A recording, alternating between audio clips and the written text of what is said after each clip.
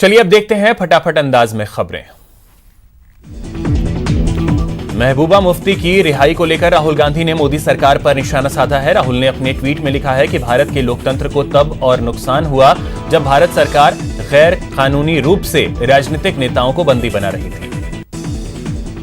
वहीं महबूबा मुफ्ती की हिरासत बढ़ाए जाने को लेकर कांग्रेस नेता और पूर्व वित्त मंत्री पी चिदंबरम ने भी केंद्र सरकार पर तंज कसा। उन्होंने कहा कि पीएसए के तहत महबूबा मुफ्ती की नजरबंदी का विस्तार कानून का दुरुपयोग है और नागरिकों के संवैधानिक अधिकारों पर हमला है।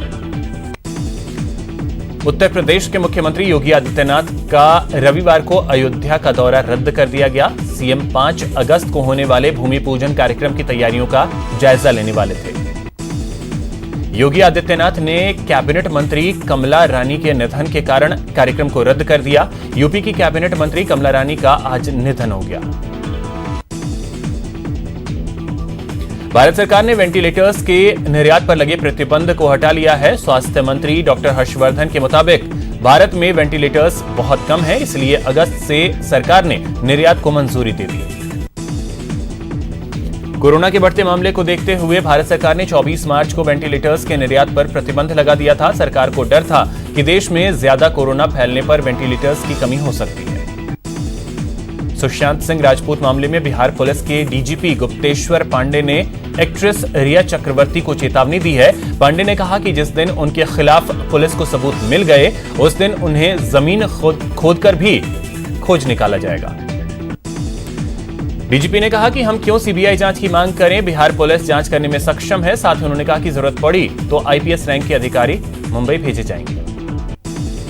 सुशांत के राजदार नीरज ने बड़ा खुलासा किया है। नीरज ने बयान दिया है कि यूरोप ट्रिप से लौटने के बाद सुशांत बीमार हो गए थे। हर रोज घर पर पार्टी करने का भी खुलासा उन्होंने किया।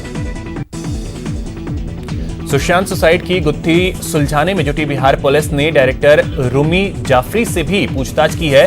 रूमी जाफरी रिया सुशांत को लेकर फिल्म बनाने जा रहे थे। भारत चीन के बीच 5वें कोर कमांडर स्तर की बातचीत हुई। चीन के कब्जे वाले तिब्बत के मोल्डो में बैठक का आगाज हुआ। सरहद पर चल रहे तनाव के बीच चीन ने अब लिपुलेख पर दुस्साहस दिखाया है। सूत्रों की माने तो चीन ने लिपुलेख के पास भी अपनी सेना तैनात कर दी है। लिपुलेख वो जगह है जो भारत, नेपाल और चीन की सीमाओं पर मिलता है। भारत से तनाव के बीच पड़ोसी मुल्क नेपाल यूएनओ को अपना विवादित नक्शा भेजने की तैयारी कर रहा है। नेपाल सरकार ने 20 मई को भारत के 3 हिस्सों को अपना बताते हुए नक्शा जारी किया था। विवादित नक्शे में भारत के कालापानी, लिपुलेख और लिम्पियाधुरा को शामिल किया गया। उत्तर प्रदेश की कैबिनेट मंत्री कमला का निधन हो गया। कमला रानी की मौत से कोरोना की वजह से मौत हुई है। ये 18 जुलाई को संक्रमित हुई थी।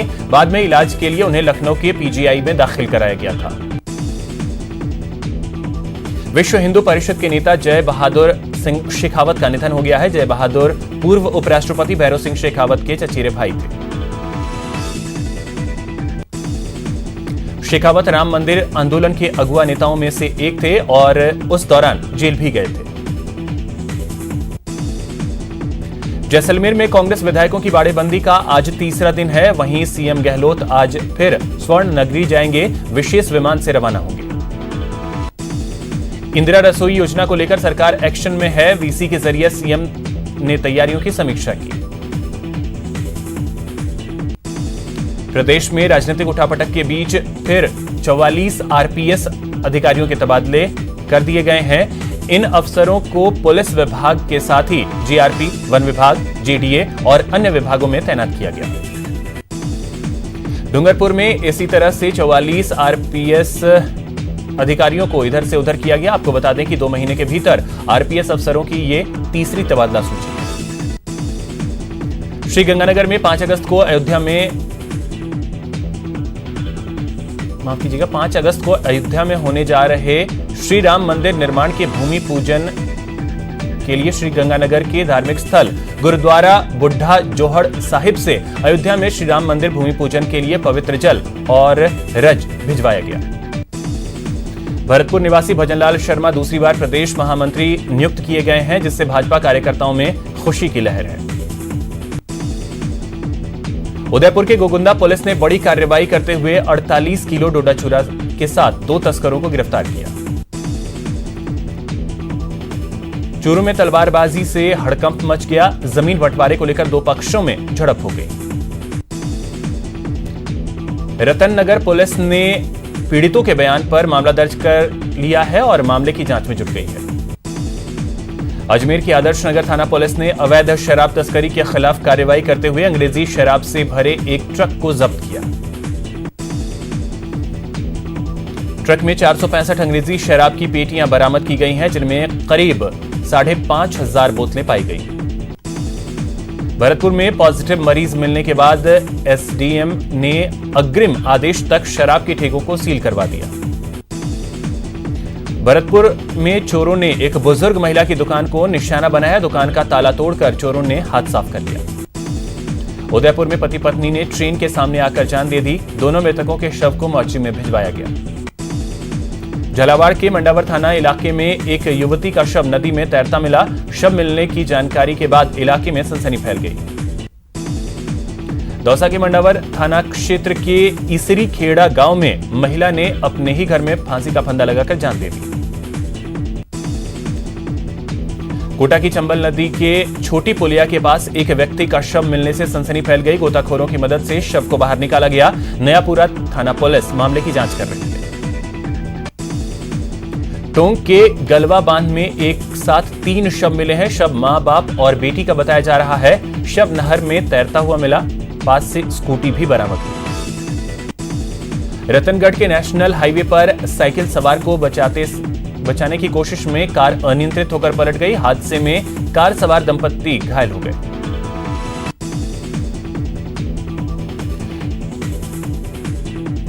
तीनों रक्षाबंधन मनाने अपने गांव लूण करणसर जा रहे थे, तभी कार बेकाबू हो गई और हादसा हो गया। हालांकि घटना को लेकर अभी तक कोई मामला दर्ज नहीं हुआ है। उदयपुर के मावली उपखंड में लोडेड ट्रेलर बेकाबू होकर पलट गया, जिससे ट्रेलर में आग लग गई। कुछ घंटों में फायर ब्रिगेड ने आग पर काबू पाया। भरतपुर में विद्युत विभाग की बड़ी लापरवाही सामने आई है। बुद्ध की हाट क्षेत्र में बिजली के खंभे में करंट दौड़ गया, जिसकी चपेट में आने से एक गाय की मौत हो गई। उदयपुर के गोगुंदा थाना क्षेत्र में ईसवाल में ट्रेलर ने स्कॉर्पियो कार और बाइक को अपनी चपेट में ले लिया, जिसमें बाइक सवार युवक समेत 3 लोगों को चोटें आई। कोटा में आरपीएससी की ओर से पशु चिकित्सा अधिकारी की परीक्षा शुरू हुई। परीक्षा केंद्र पर 119 नामांकित अभ्यर्थी हैं जो परीक्षा देने पहुंचे। भरतपुर में न्यूज 18 की खबर का एक बार फिर असर हुआ है। नई मंडी इलाके में सड़क के खस्ता हाल होने की खबर हमने दिखाई, जिसके बाद अधिकारियों ने इसकी सुध ली। अब सड़क को दुरुस्त करने का काम फिर से किया जा रहा है। जैसलमेर में बीजेपी ने सरकार के खिलाफ सद्बुद्धि धरना शुरू कर दिया है। बीजेपी हनुमान चौराहे पर सद्बुद्धि प्रार्थना धरने का आयोजन कर रही है। डॉक्टर सुधीर सचदेव को सीतापुरा के Mahatma Gandhi university of medical sciences and technology के वाइस चांसलर पद पर नियुक्ति दी गई है। दौसा के धनावड़ गांव के लोग बीती रात से पैंथर की मूवमेंट के चलते दहशत में हैं। ग्रामीणों ने वन विभाग को पैंथर मिलने की सूचना दी।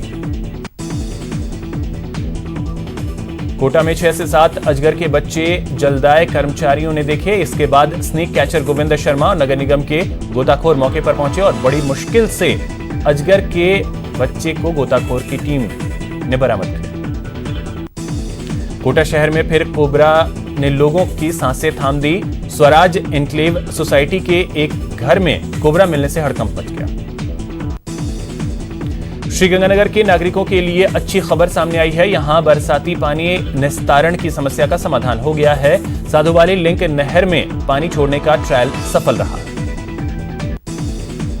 बाड़मेर में रक्षाबंधन से एक दिन पहले प्रभारी सचिव ने पौधे को रक्षा सूत्र बांधा और पौधारोपण अभियान की शुरुआत की। अजमेर में जवाहर फाउंडेशन की ओर से हटुंडी गांव में पौधारोपण कार्यक्रम का आयोजन किया गया।